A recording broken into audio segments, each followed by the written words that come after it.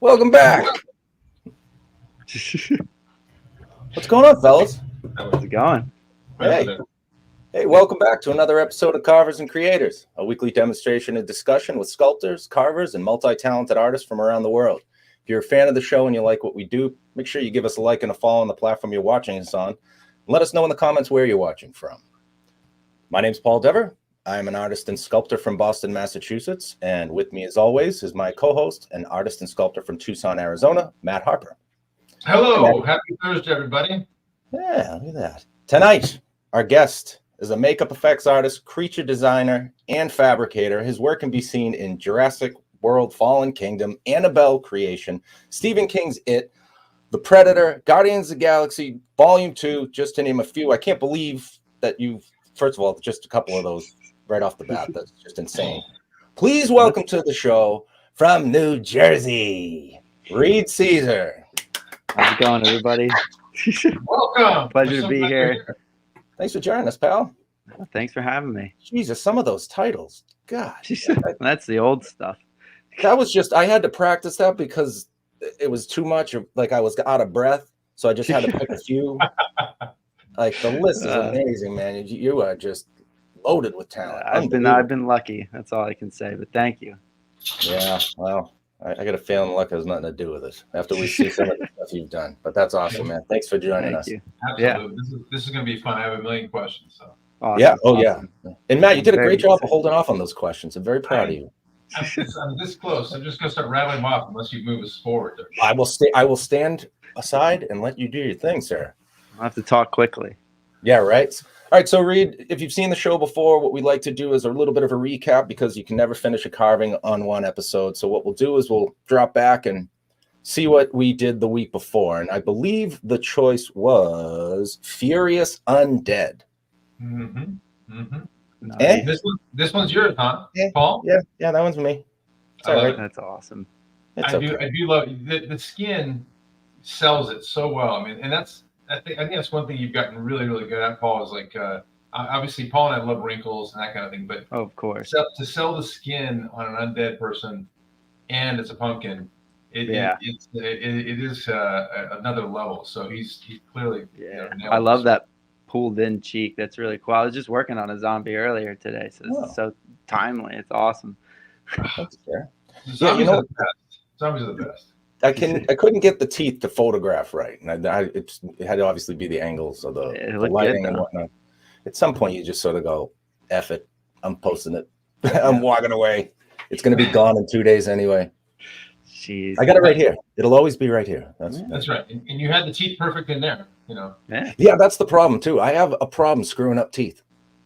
I like teeth. There's a nice row of teeth. It's like, oh man, to crowd them and I know that's how they're supposed to look. But mate, you know what? He's an undead dentist. Yeah, there you go. That's what it was. Yeah, someone who's done a lot of teeth. I can't imagine how hard it is to do it on a pumpkin. It's hard enough on a person. It's crazy stuff. He's furious because he lost his retainer. That's why he's furious undead. Exactly. All right, Maddie, let's move on to yours. You got yours in right under the gun. Yours longer if you want, but I like that. I love the expression on this. See, look at those gnarly teeth. Yeah, those are cool. I swear I do. This one kind of had some really cool colors. If you see like the green in there, that was as the further deeper I went. Oh wow! It was more that greeny, gross, which is great for an undead whatever. Totally. Yeah, it's painting. And it was like the like around the eye and around the nose and stuff like that. It got really gross, which was awesome. So I'm pleased with it. Paul and I think we're just kind of amateur dentists playing, in our part time. Someday I'm gonna actually make my own set of dentures and put them in. There you go. They'll be about this good inside someone's mouth. That's awesome. It's really cool. That's the move. Yeah, so that's last week's. So we have to get a spin in this week. So, on that note, let me introduce you to the third member of Carvers and Creators, responsible for our carving choices tonight. It's the center spinner, the Hello Wheel, and we will take a spin at it now after I show you said wheel. And this here is the bad boy. So we're going to spin it twice. First spin will be the character, and the second spin will be the emotion or attribute we have to try to carve. So our choices tonight are werewolf, guest choice. So have one ready. Undead, we'll recap that if we hit it again. Fantasy animal, vampire, demon, Frank, goblin, aquatic, or Viking. Second spin will be shocked. Guess choice once again. Crazy, devious, excited, furious, sad, exhausted, confused, or distraught. So many choices. All right, gentlemen, are we ready? Let's see it. All right, come on. You know what I don't want. The game's gonna land on it. Oh, werewolf. A Oh, werewolf. nice. Wolfie. All right.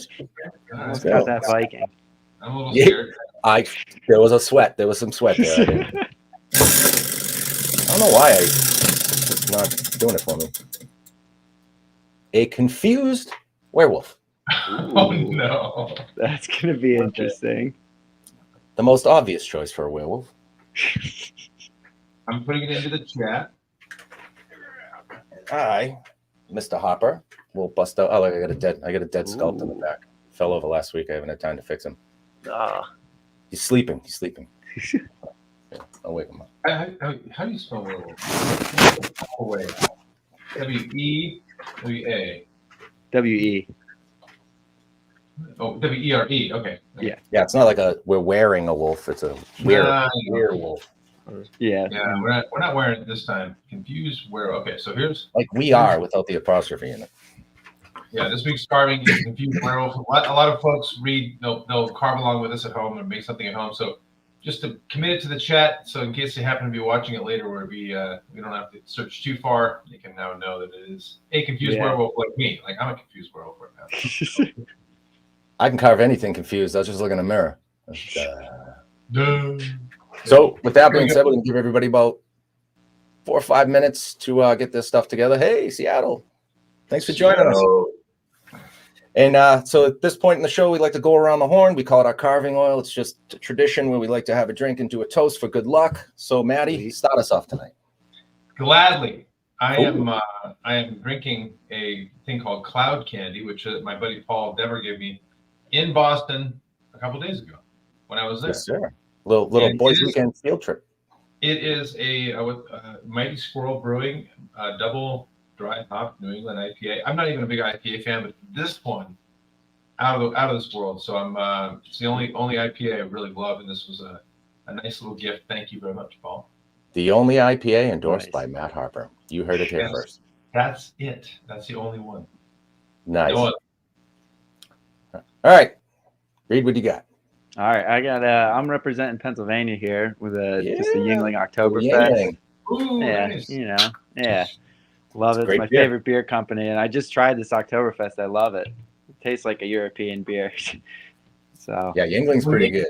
Yeah, Yingling is really good. Yeah, that's brewed in Pennsylvania. You're from Pennsylvania, right? Yeah. Yep. Okay, wonderful. He's a world traveler, man. He's a world traveler. You can't pin this guy down. Yeah, but you have to start somewhere, Yeah. Oh, good point. That's a good point.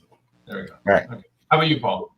I have, and I think I might have had this once before because I'm now realizing the name of it, but it's Gorgeous Pumpkins, Gord Pumpkin Ale from same brewery as you, Maddie.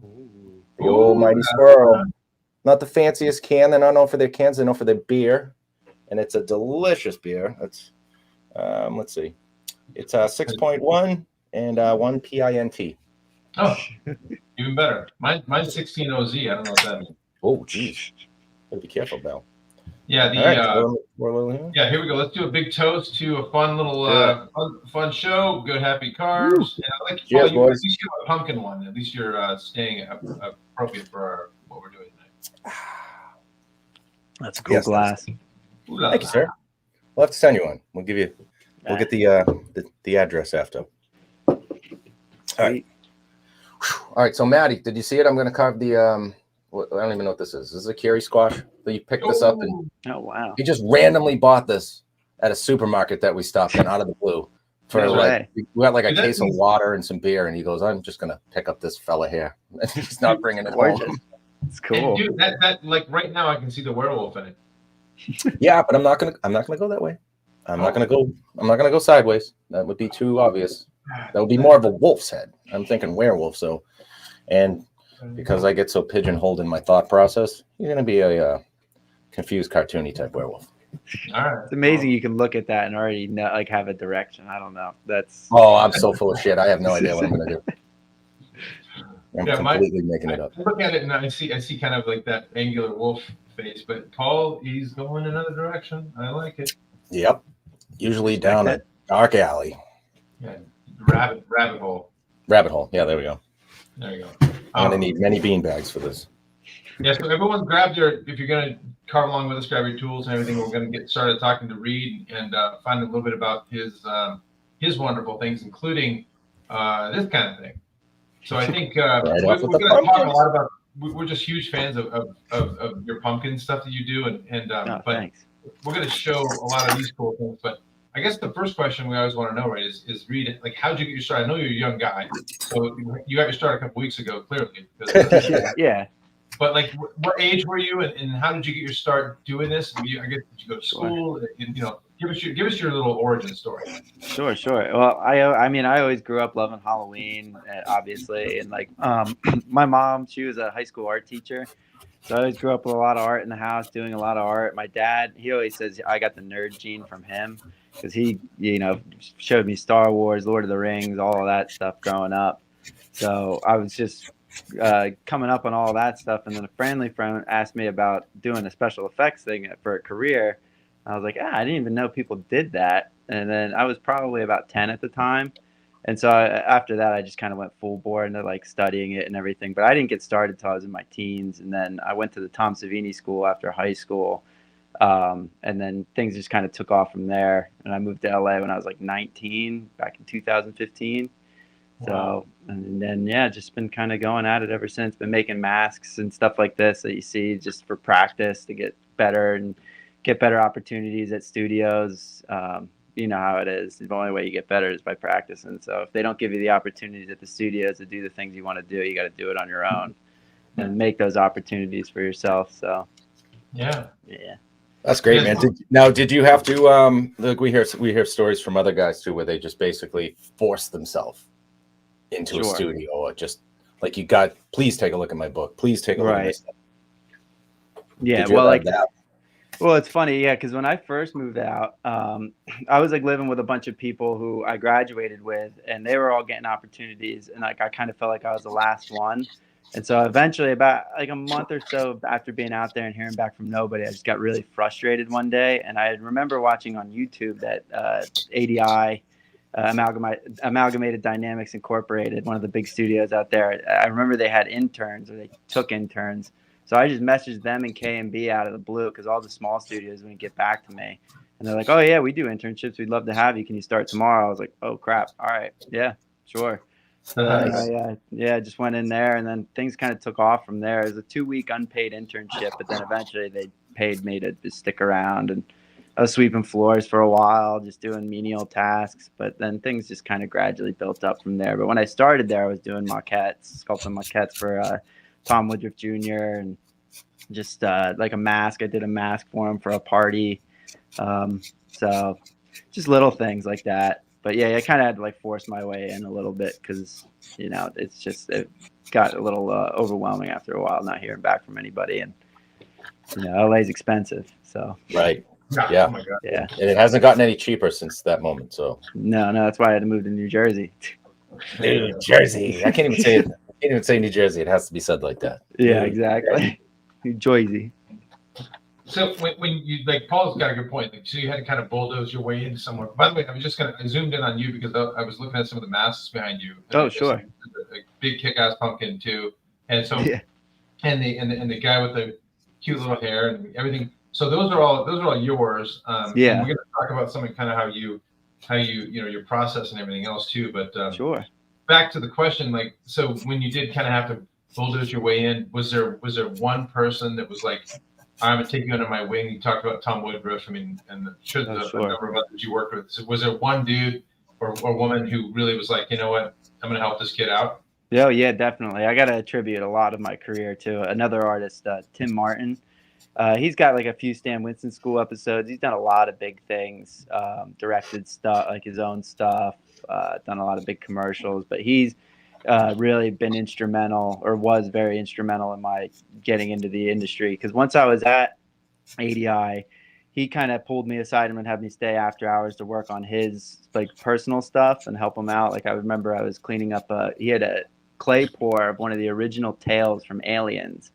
And Nice. he's building a life-size warrior alien, and he wanted me to clean up the tail, the monster clay sculpture. So he'd have me sticking around and do that. And that's actually how I got stuck around at ADI, because they didn't hire me on right away, but I was working on that just during the day for them. And then they're like, "Yeah, we need an extra hand. You want to be on the clock?" I was like, "Absolutely." But he's the one who got me, like, helped get me into Legacy for the first time back on Guardians 2. And just helped me get around, and has been a really good voice to kind of go to whenever I have, concerns or questions about a situation. But he really was instrumental. But I've had lots of mentors. Like Ryan Pintar was one of my great mentors over at Legacy, and these guys I work with now, all of them, That's wonderful. Can't do it on your own. Yeah, I love hearing about that. And I was just looking at, our buddy Ted Haynes, our longtime friend. If you know, he's saying hello. And then we got a couple more quick comments. Hey. And then of course, it all started with claymation videos. Yeah, that's my buddy Josh. He's my childhood best friend. We used to make claymation and Lego videos, like back in his bedroom as kids and stuff. Oh, nice. Yeah. So cool. Yeah. And basically, you still do with just $bazillion budgets. Pretty much. Yeah. I haven't really grown up too much. Don't ever. It sucks. Yeah, please don't. Yeah, and here's one of the kind of the more finished. We finished version. Yeah. We looked at this one, and then this is the finished version. That first one's the 3D print my buddy did for me. I sculpted this in ZBrush actually. Okay. After doing the big one, I had always wanted to do smaller ones because it was just so much fun doing that one.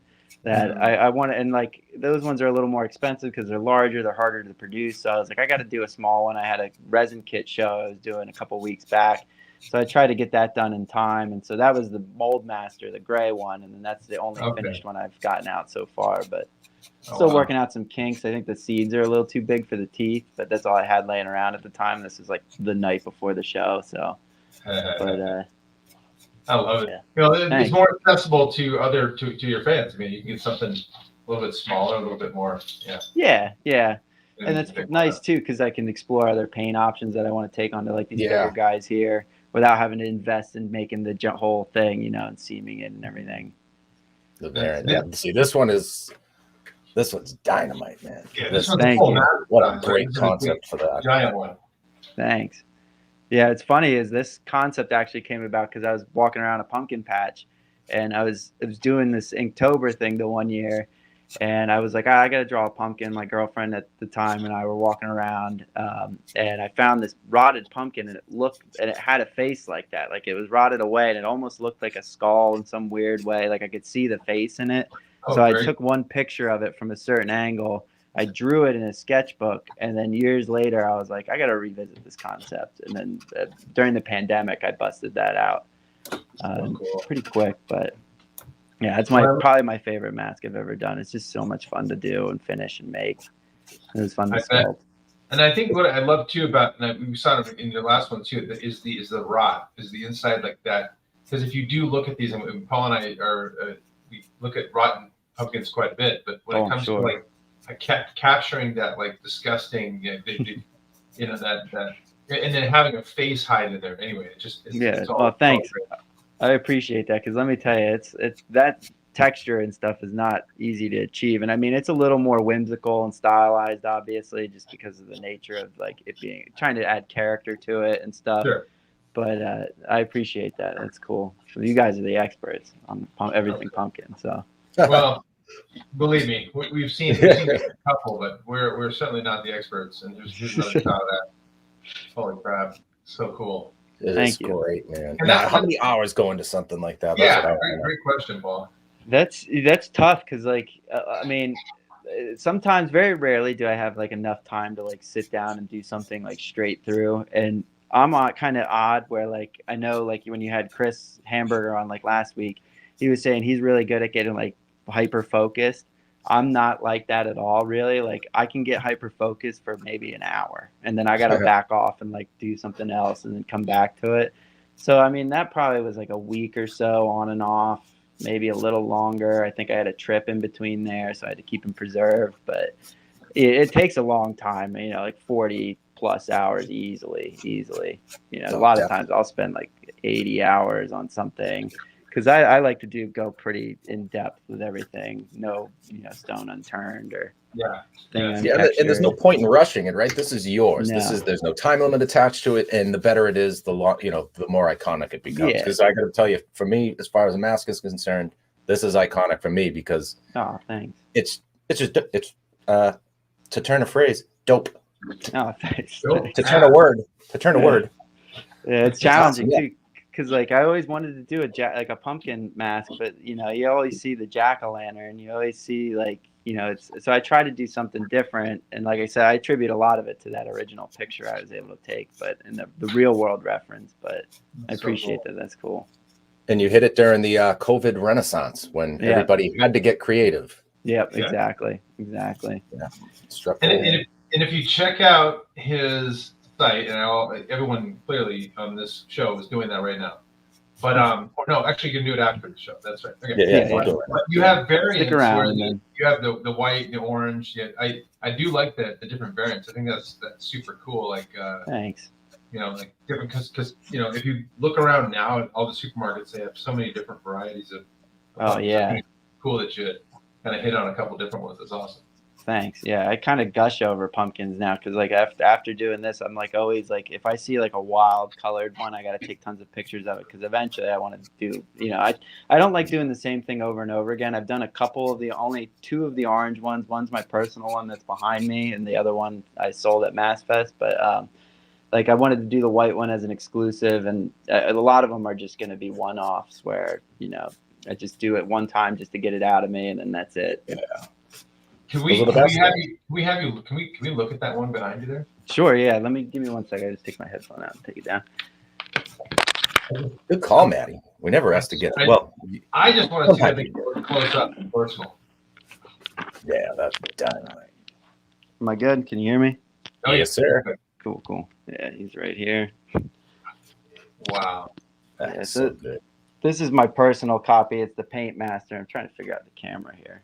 Yeah, I know you got it. Wow, holy crap. Yeah, and then like the back, I just wanted to kind of keep playing, like as if you were walking up in the patch and you saw like what you thought was a perfect pumpkin, and then you turn around and you see that, and you're like, oh, okay, I'm gonna leave you here.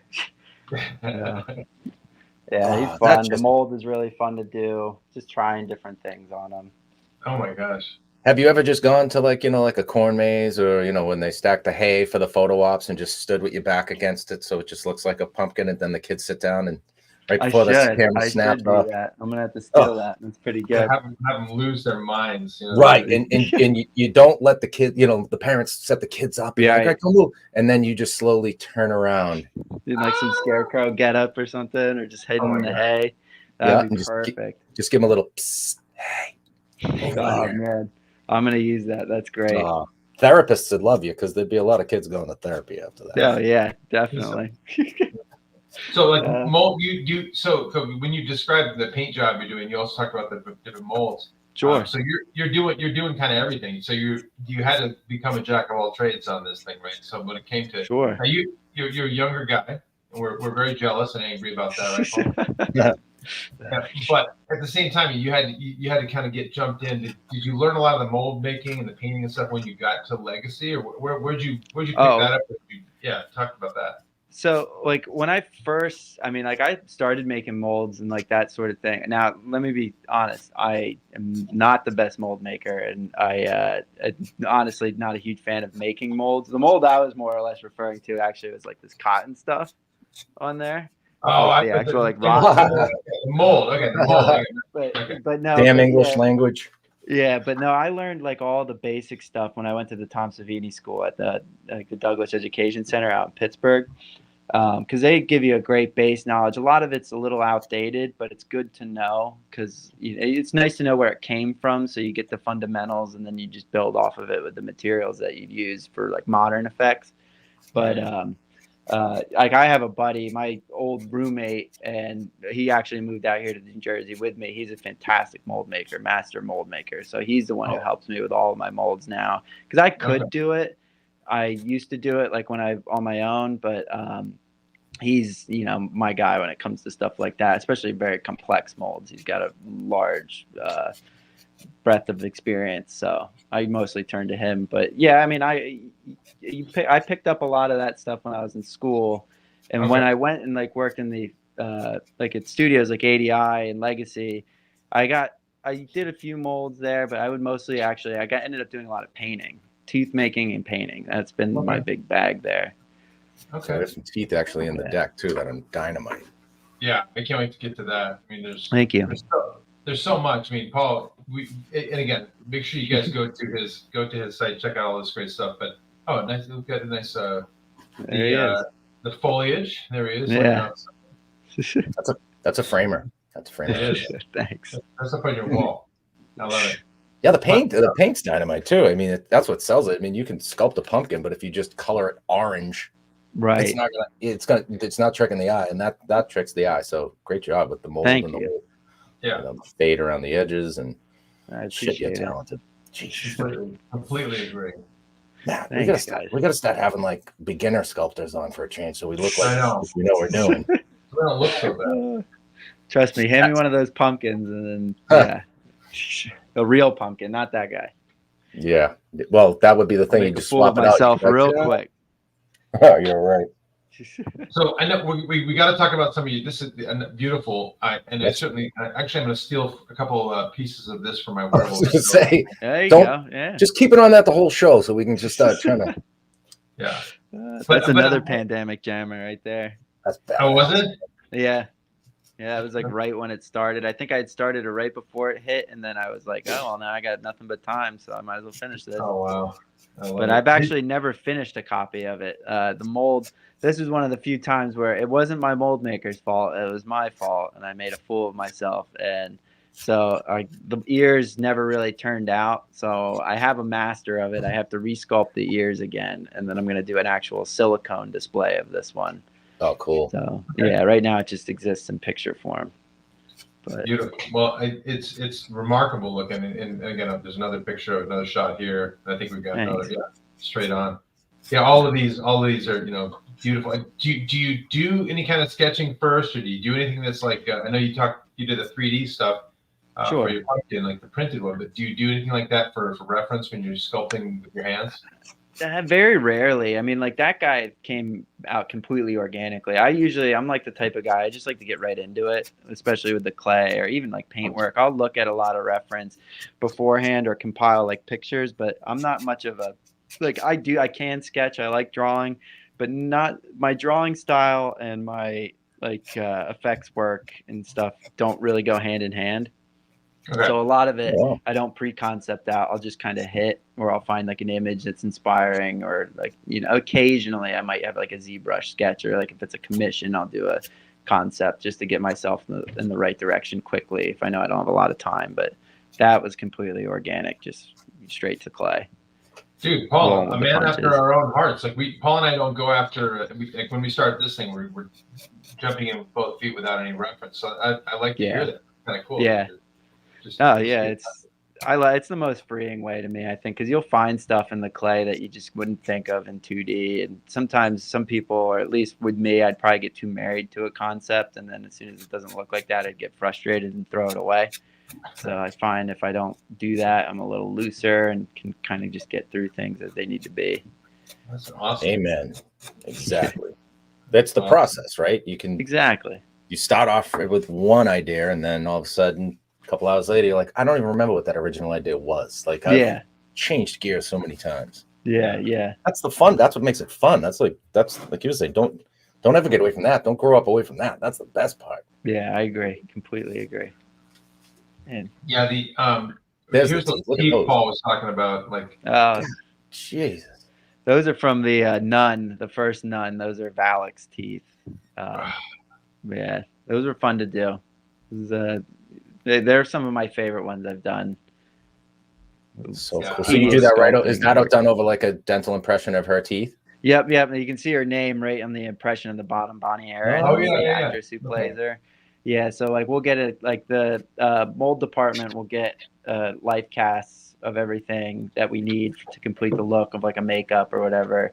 And if they need teeth, they'll get the teeth impressions. And then typically I would just take them from most of the times, especially now, I'll take them from start to finish. I worked in a dental lab very briefly when I was on a hiatus from effects. So I kind of learned some tricks there, but I actually started denture making professionally. We learned it in Savini. I actually have my first set of teeth behind me, but I'll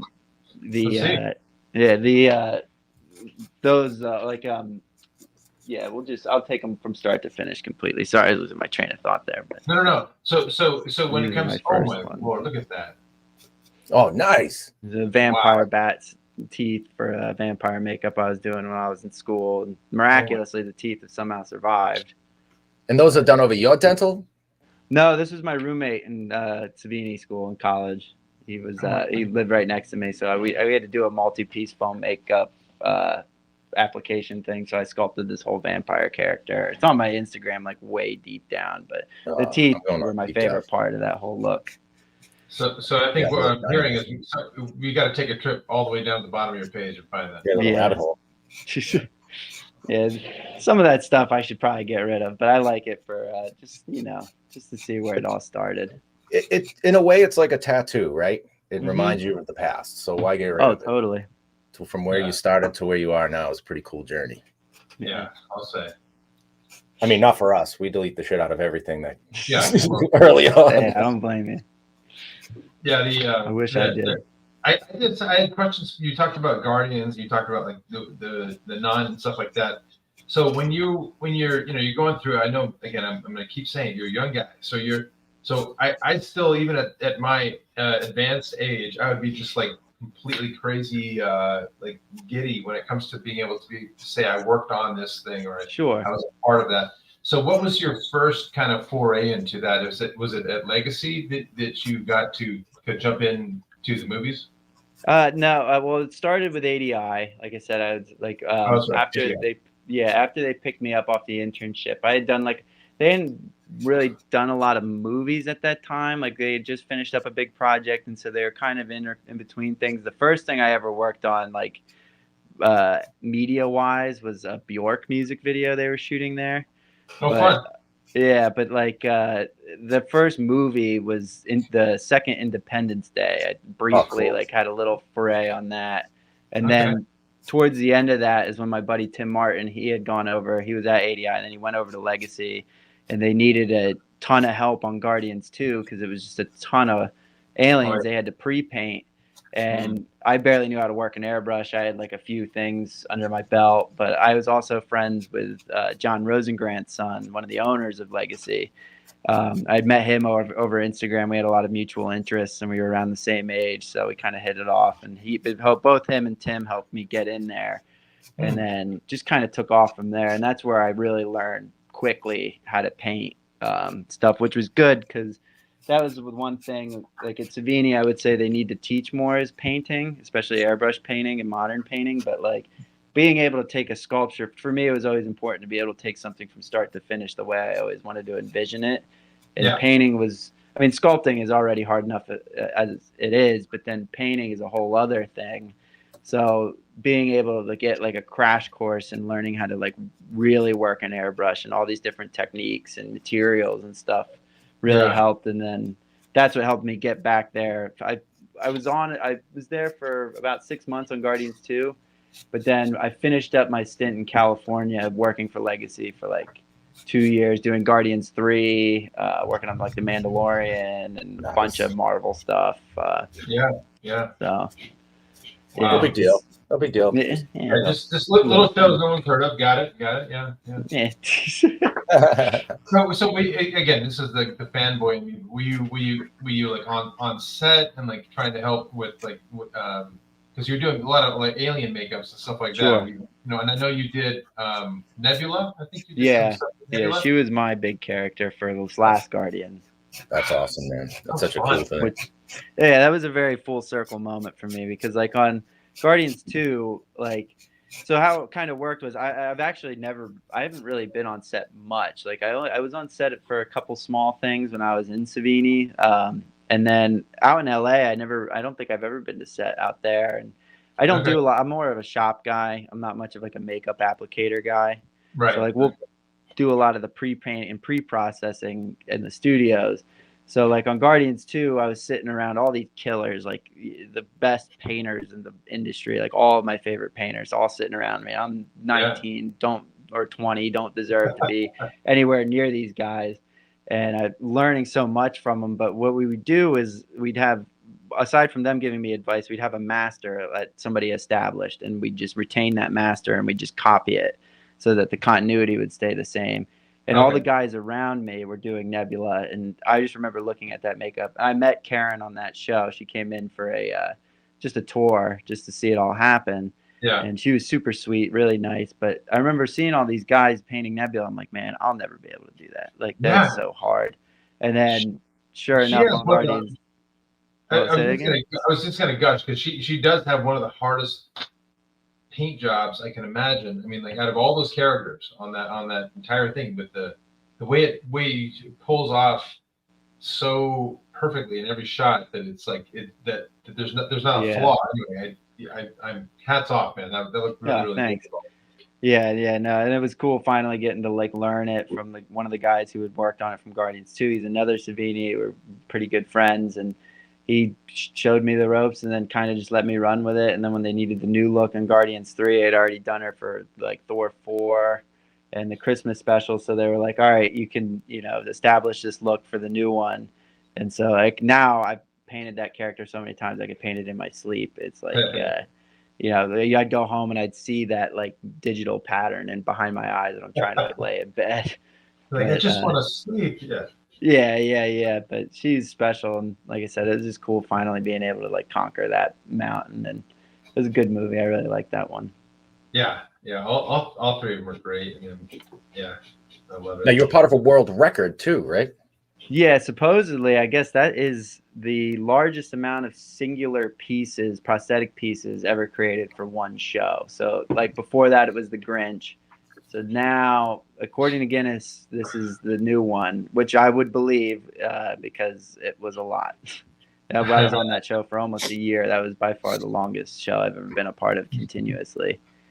Now, does that feel like work, or is that like everything you ever dreamed it would be? Because those were the coolest, half animal, half human. Like, it's what you sculpt as a monster maker, right? You turn somebody into a vampire, and the bat creature lady was the coolest one of all, in my opinion. I love those. Yeah. I mean, it's funny because it's like it was both of those things. I mean, it felt like work just simply because it's like, okay, Karen, like for me, I got to do some of the background masks, stuff like that every now and again. I'd get a break from Nebula, but because I was so engrossed with Nebula and she shot so many times, I think we did over 70 sets of her pieces alone, and that's like a 4-piece makeup. So, and I didn't paint all of them. I thankfully had a few people under me who really stepped up and helped me big time with that. But I mean, it was cool though, seeing all these things come together. Such a wide variety of characters and stuff. It was definitely fun. Yeah, visually it was it was probably the coolest one out of all of them visually, because there was just constant makeup. Right. And what's funny is you barely see, I mean, like that's what you see on screen is an iota of what we actually built. I mean, you would be amazed at how many other characters you either see them for a split second in the distance or in a blurry shot, or it's, you just don't see them at all. So I feel like I saw more of them from the makeup artists that were responsible posting them online, just being like, holy shit, that's such a cool character. And then there was like the drug dealer. The unsavory octopus. You saw for literally what, 3 seconds? Yeah. Yeah. That was like a weekend's worth of work. I remember like 3 people like painting that thing like mad, trying to get that out, and it looked great. I mean, for that few seconds you do see it, it looked great, and that's what you do it for. So. Yeah.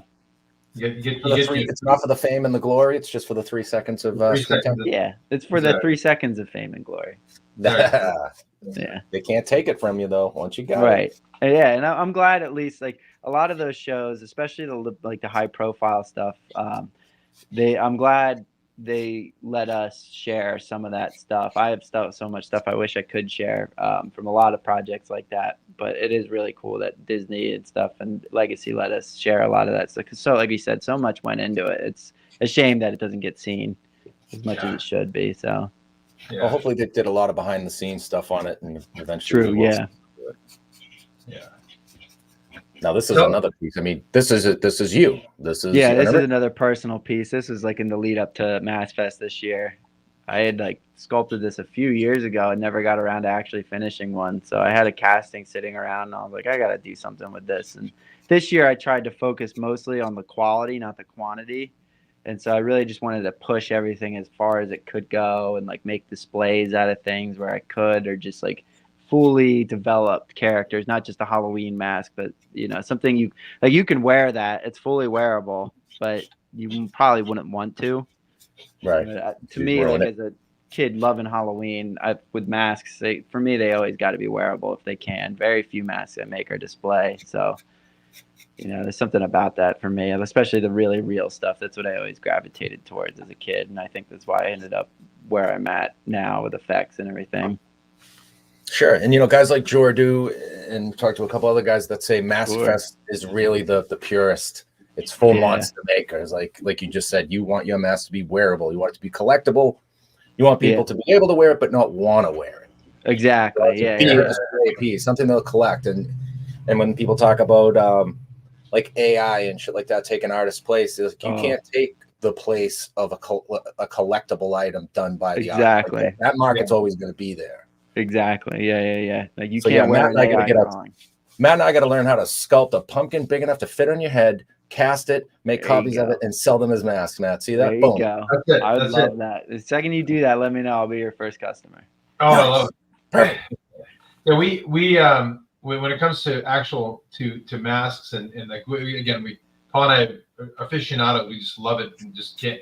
Cool. I think when Paul just mentioned it was like you want to wear it. You don't necessarily want to wear it, but you can wear it. I think that's. Oh yeah. That's the beauty of it.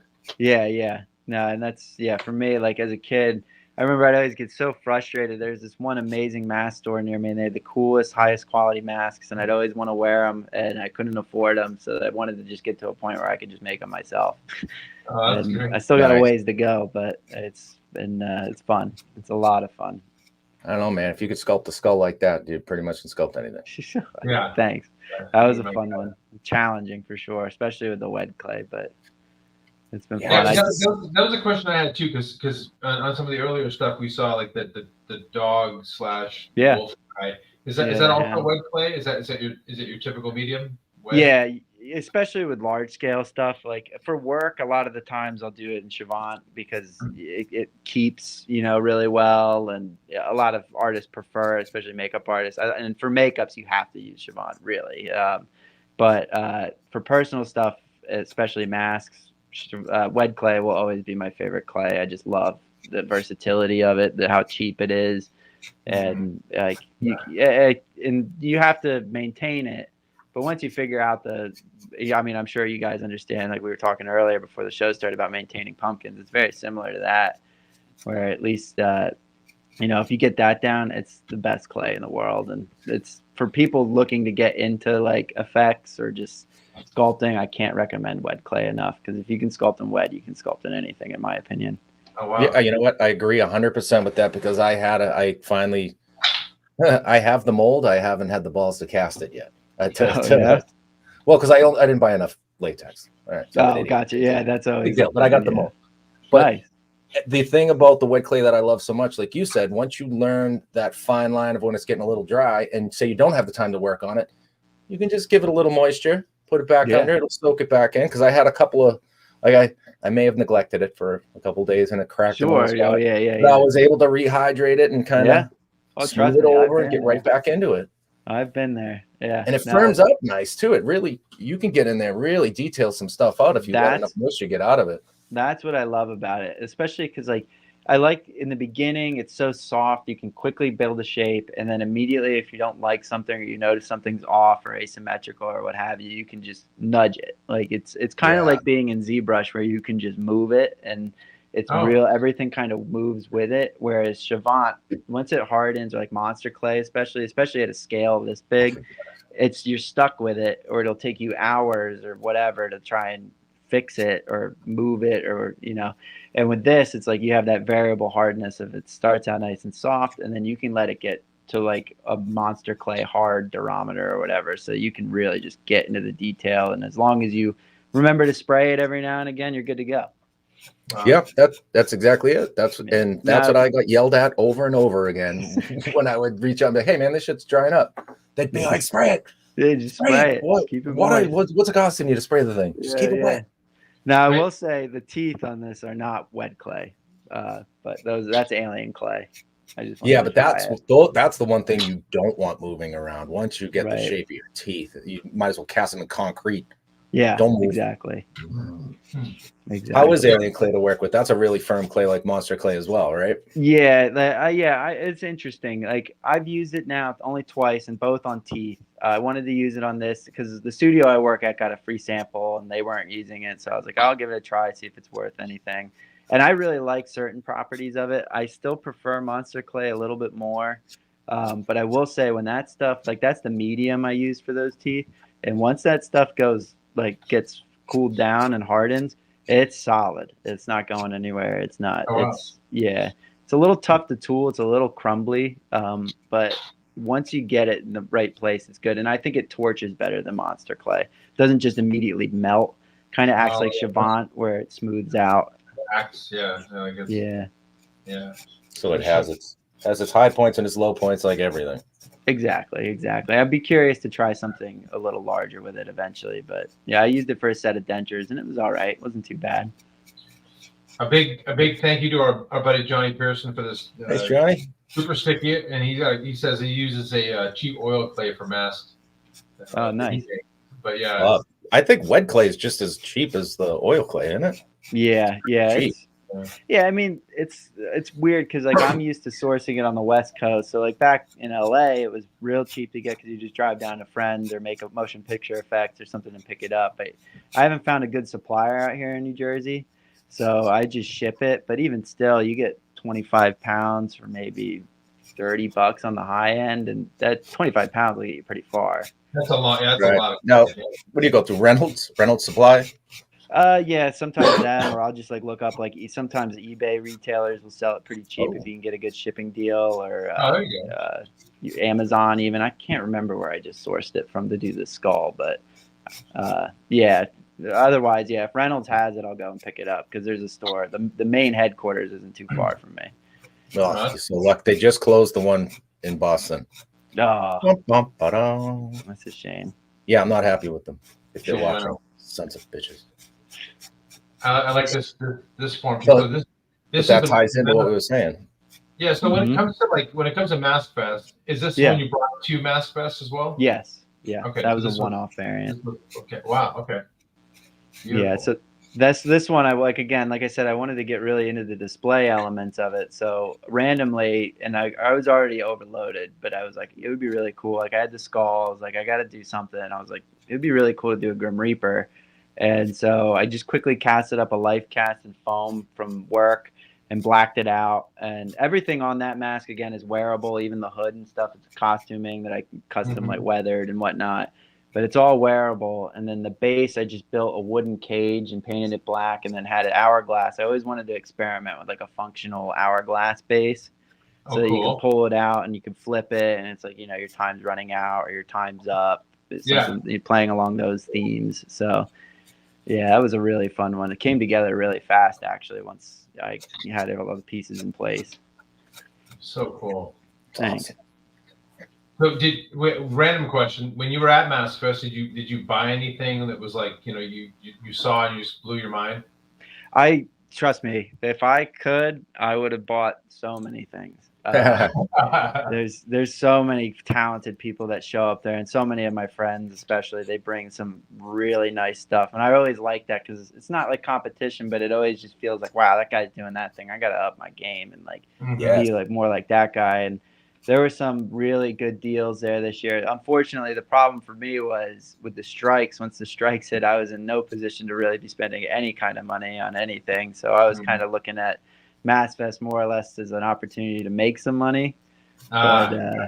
Yeah, I'm hoping next year to make it. That's the problem Paul and I have. It's like I think we go to Monster Palooza every year, and we've had just absolutely wonderful times. And I think we probably, what's the opposite of breaking even, Paul? It's called having a good time, Matt. I believe that's right. Boys' weekend. But we always end up spending more money because I'm like, oh my God, look at that. Oh, I have to have that. I bought like a bear head. You did. No way. It was totally on a whim. I walked by it 3 times and the guy's like, oh, this is still for sale. I'm like, okay, God, take it. It's like, yeah. There's always I don't want it, but it's like I had to have it. But, Yeah, there's always that. Yeah, I had to really control myself this year because it was tough. But next year. This guy's. I saw him in the background. He's right next to you, isn't he? Yeah, he's hanging out back here. That was actually a collaboration between me and my friend. So that's actually that skull mask underneath all that. Really? Yeah. Part of the reason why I wanted to make that skull was one, I have one variant plan that I haven't gotten to yet, but with those, I always wanted, that was the zombie I was talking about earlier. I turned one into a zombie recently. I'll be posting soon, but my friend was out working with us on a show, and I call him the mummy master. He's my buddy Leland Stewart. And he's really good at making fabricated mummies off of skeletons. So while he was out here, I was like, hey, man, I got this casting here. I'm not going to use it. Do you want to turn it into something? And he's like, absolutely. So he did all the fabrication work on that. And then he and I kind of went back and forth on the painting. I did the helmet and the base. And then I did the hair work and stuff. But he's a fun piece. That was a lot of fun to do it with him. And he's the one who came up with the idea for the Conquistador too. It's kind of like Indiana Jones and the Crystal Skull, sort of that legacy effects mummy. So we were kind of paying homage to them a little bit with that. And you don't see it too often, so we figured it'd be fun. So cool. So what'd you make the helmet out of? That's actually, I bought it off of Amazon and then just doctored it up. I just weathered it, beat the crap out of it, dremeled it up, and then repainted it. Dude, you should be sponsored by Amazon. You get all the right stuff off of Amazon. Yeah, I'm an Amazon hunter. Nice. Yeah. Tell us about this little fella. All right, so that one is a true labor of love because, again, another pandemic jammer, like where I started. So this is actually 2 sculptures in one. The original, the head, is one piece I did like back in 2017 or something. And the ears were the redone ears for that hound piece that I had done after the first ears messed up. Okay. So during I happened to have castings of both sitting around, and I put them together. I was like, oh, this could actually be pretty cool. It could be like a Nosferatu. So then I glued it together, and just to see if the ears would even work because the mold is kind of crappy. And then from there, I was unemployed at the time. I was in the transition of moving.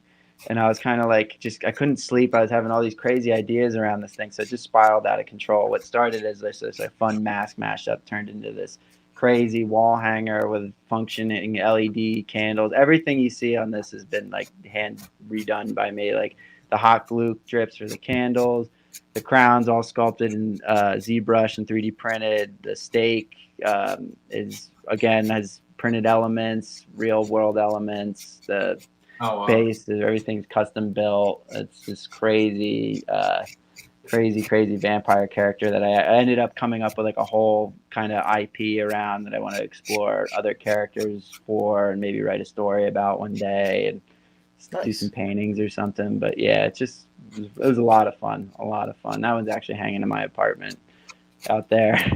It's my lamp. It's a glorified lamp, I like to call it. It's a lamp, yeah. It's just, when you want to read or, Mm-hmm. Exactly. When you're reading Dracula late at night, you need a Dracula lamp. Right. Exactly. Right. Yeah. Well, Paul, we're about we've got about 5 or 6 minutes left. Cut it off. I know it's amazing how fast this goes by. Before we do, here's a great close up of that. Oh, dude, it's so good. Thank you. That's the best lamp around. Thanks. Yeah, it took like 3 years to make. I need a lamp like that. I need a lamp just like that. Okay. Especially in my room, I can walk in every night and just be freaked the hell out. Like, right? Okay, it's not a real person. Well, it cracks me up because as soon as I hung it on my wall, my fiance, I was bringing it to Mass Fest, but I needed to put it somewhere, so I put it up on my wall in my living room. And my fiance looks at it and she's like, "Do you have to sell it? Can you just keep it here?" I was like, "I knew I picked a good one." I was gonna say that's how you know you should marry him. Yeah. Pretty good. Like, this is ours. This is ours. Yeah, so I was actually kind of happy when that didn't end up selling at Mass Fest because that one I'm keeping for myself. That's the best. We were looking at a couple of pictures of, So your ZBrush stuff. Your ZBrush stuff, which is just remarkable in itself. Thanks. So cool. I mean, like, again, it's one thing that Paul and I want to do, but there's not time in the day for us pumpkin people to do it. But I'm sure. I'm just enamored with this stuff. I'm going to call horseshit on myself because I got that scanner and I started scanning them and realized that scans are never clean enough. So I have to learn to use ZBrush to clean them up. But I think I need to take like a legit ZBrush class or, like an online class with somebody I can bounce off the dumb questions and go, yeah, those three steps of bullshit, I don't need them. Yeah. I need you to show me how to mesh this and do this. And then they can show me the shortcuts. And I'll be like I learned. Yeah, a 6-tool pony. That's all I'll be. Give me and I can work around everything. Yeah, trust me. Once that I got lucky because again, like working at these studios like Legacy and ADI, they offer a thing called the Studio Arts courses, or at least they used to, and it was a free thing. As long as you proved that you were working for these studios, you could go to it. And I had messed with ZBrush and Savini. It wasn't a fan. And then once I relearned it out in LA in person, being able to bounce things off of, like when the error message comes up and you're like, what do I click?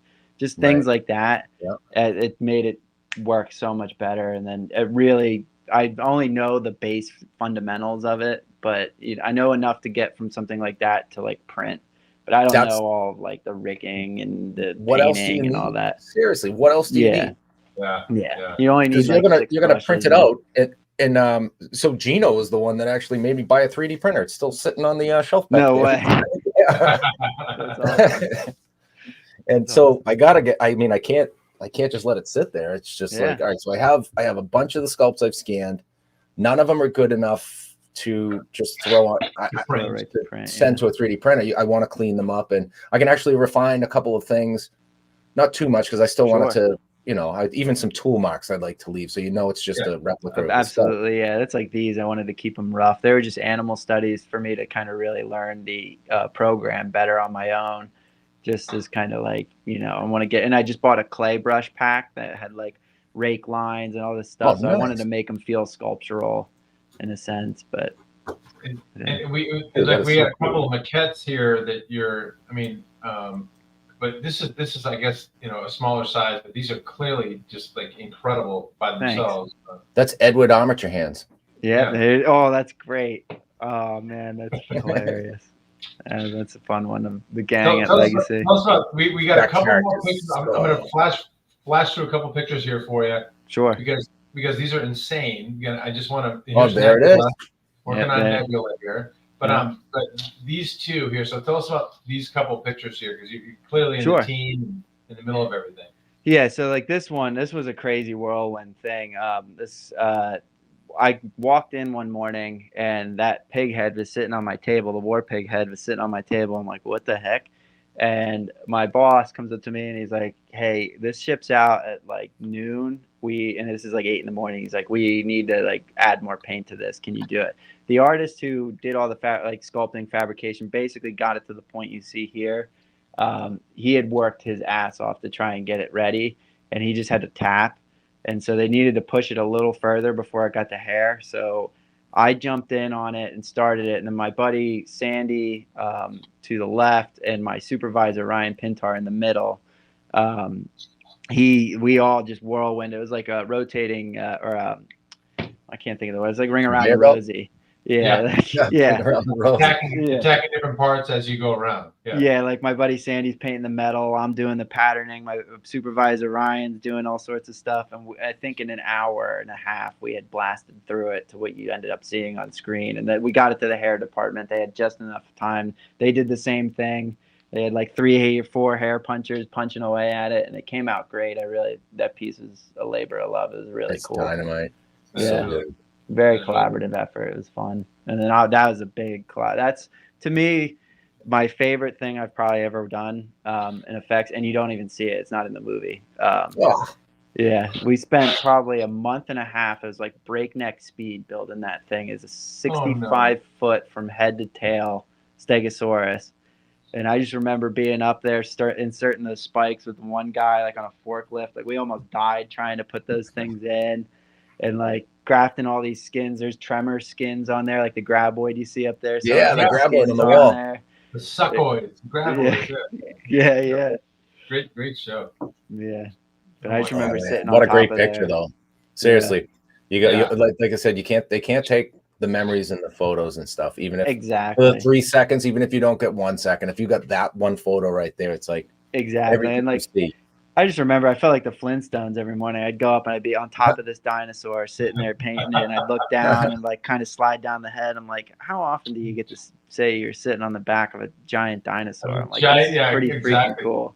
It's just insane that they didn't put it in there. I mean, all that work and all that effort. I'm like, yeah, it was a big set piece. They set it up in the jungle of Hawaii, and I almost went to set for that one, but then they opted to send somebody else. But it was kind of good because I heard there was a bunch of spiders under the skin by the time it got there. Oh, perfect. But yeah. Retrospect, you saved your life. Now this is the top. I'm sure this is one you can do in your sleep. Yep. And I probably am sleeping in that picture. Yeah. This is where we can find everything about Reed Cesare. Like just check him out clearly on Facebook, Instagram, and then this site is of course. But where else can we find like your stuff? Like anywhere else, or is that your main? I mean, primarily if you want to check out my work, follow me on Instagram and Facebook. Mostly Instagram. Typically, I'll post there, and then it'll automatically go to Facebook. My website needs a lot of updating. Unfortunately, I just have so much stuff. I just haven't found the time to update it. But you can check out stuff there. Yeah, exactly. But my contact information is there for anybody interested in anything. But yeah, mostly if you want to get a hold of me or just check out my stuff, keep tabs, follow me on Instagram there. Love it. Yeah, buddy. Love it. Yeah. Well, Maddie, before we say goodbye, yes, sir. I got to see what you got accomplished. All right. Don't think you're getting off the hook. Yeah, I've been like watching you guys do this. It's incredible. Yeah, he's like rushing through. You see how he's kind of like. I'm trying to get out of this because I'm struggling with this one. So okay, so I have a pumpkin. I have a pumpkin that's kind of strangely shaped. All right. Your pumpkin's got a corset. Cool.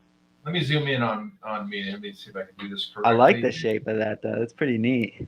Yeah, it's kind of cool looking because it's got this like almost like apple ass to it or something. But then, so I wanted to make. Oh, this is terrible lighting. Wow. Okay. Wow. It should adjust. Okay. Let me just see if I can get it to. It's only been 4 seasons. You'll get it right. Don't worry. Yeah. Yeah. Well, I guess this one won't adjust. But I'm trying to make it an old. Wow, that's so terrible. Okay. I'm gonna move to you, Paul. My guy is cool. It's gonna be an old. It's got a little twist at the end. It's like a little trash can be an old, confused. Like I figured, I'm gonna go old with him. Like he's an old, confused. Like what's going on? Because it lends its way because of the bottom of it's all crunched in like that. I'm gonna have. I like the pushed in face. It looks like you got like a pushed in face going there. So that's cool. Like a wear plug. The downside, it's a total wear plug. The downside of it is like I'm getting already close to busting through. Paul and I have this. Like, to tell. That's that happens a lot when they have that pinch there that you're talking about. Yeah. Anyone that I've ever gotten that I'm like, wow, that looks like a skull is super thin. It's almost like it's constricted by the vine or something, like because it grows like that. It never fully gets lit. Interesting. I should have told you that before you started. It's not a race and it's not a competition, but if I finish mine, I win. All right. Well, let's now. You went long ways on your guy. That's cool. Okay, so it's not the Grinch, and it's not gonna look like the Grinch when it's done. But the head shape looks like the Grinch. So I was kind of thinking along the lines of you, Matt, like kind of like an older, disgusting. Oh, really? Okay. He's confused. Get these kids off my lawn, kind of.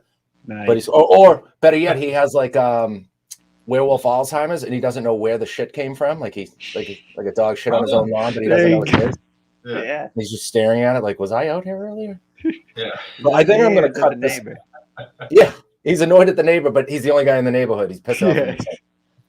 So I think I'm gonna I'll get rid of that, so I can get rid of that whole Grinch look, and then I'm gonna hair it out with the lino tool. So I use a lino tool, and I can sort of back scrape, and I can lift all this up to kind of give the appearance of hair. Wow. So I'll spend a lot of time doing that after I get all the details in, and I think I might give him some bigger ears, kind of like more like Doberman style up on the top, maybe one bent over or something. Yeah, I think that's what I'm gonna do too. And I keep thinking about, like, when a dog is confused, they have that kind of like their ears are almost back or down. I think I'm going to try to do something like that with my little werepug, old grandpa werepug, whatever his name is. But yeah, so sweet. Yeah, you know, looking forward to seeing this. Yeah, it'll be fun.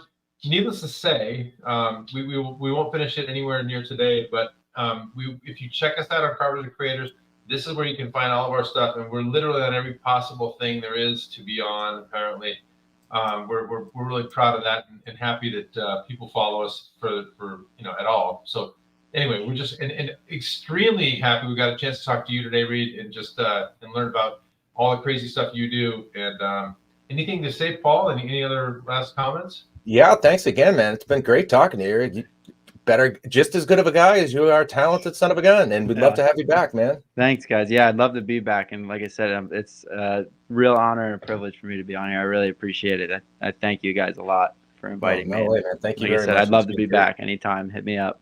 I will. I'll take you up on that. You're going to be carving a pumpkin.